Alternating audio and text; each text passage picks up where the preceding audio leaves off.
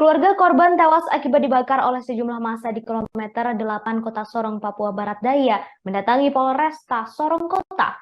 Rata-rata kerabat korban yang mendatangi Polresta Sorong Kota adalah berasal dari kerukunan keluarga Sulawesi Tenggara atau KKST Sorong Raya, Papua Barat Daya.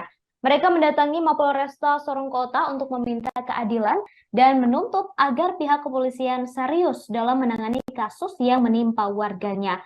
Hal itu diungkapkan oleh Ketua KKST Kota Sorong, Latumpu, di Mapolresta Sorong Kota. Pihaknya mengutuk aksi brutal yang dilakukan oleh sekelompok warga di Jalan Basuki Rahmat, kilometer 8, Kota Sorong.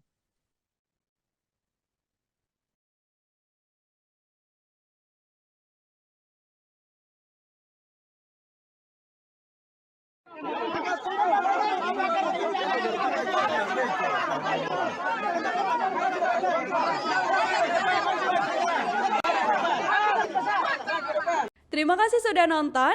Jangan lupa like, subscribe, dan share ya.